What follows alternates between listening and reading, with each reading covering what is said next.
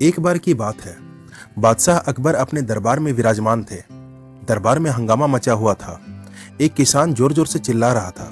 उसने बताया कि जंगल से एक अद्भुत हिरन आया है जिसके सींग सोने के बने हुए हैं। किसान चाहता था कि सम्राट उस हिरन को पकड़वाएं ताकि राज्य का खजाना भर जाए। यह सुनकर दरबार में चहल पहल मच गई। कुछ दरबारियों को लगा यह कहानी झूठी है तो कुछ को लालच आ गया। सम्राट अकबर ने अपने वजीर बीरबल की तरफ देखा। बीरबल, इस मामले में तुम क्या कहते हो? सम्राट ने पूछा। बीरबल ने शांत स्वर में कहा, हुजूर, यह कहानी सच भी हो सकती है और झूठ भी। बिना जांच के कुछ नहीं कहा जा सकता। सम्राट को बीरबल की बात जच गई। उन्होंने बीरबल को ही जंगल जाकर सच्चाई का पता लगाने का आदेश दिया। बीरबल कुछ सैनिकों के साथ जंगल की ओर रवाना हुए। जंगल में पहुंचकर उसने किसान से पूछताछ की। किसान ने वही कहानी बताई।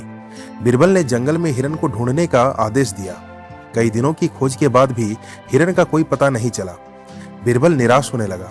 अचानक उसे एक पेड़ पर कुछ चमकता हुआ दिखाई दिया। वो सोने जैसा चमक रहा था। पास जाकर देखा तो वो पेड़ की टहनी पर आम का पका हुआ फल था। सूरज की रोशनी में आम का पीला रंग सोने जैसा चमक रहा था। बीरबल को समझ में आ गया। किसान ने शायद आम को ही सोने का हिरन समझ लिया था। वो वापस दरबार लौट आया। दरबार में बीरबल ने सम्राट अकबर को जंगल का हाल बताया।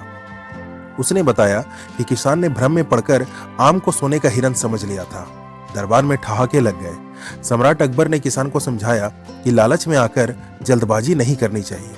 वहीं बीरबल की सूझबूझ की तारीफ की। इस कहानी से सीख मिलती है कि बिना सोचे समझे किसी बात पर विश्वास नहीं करना चाहिए और धैर्य रखना बहुत जरूरी है।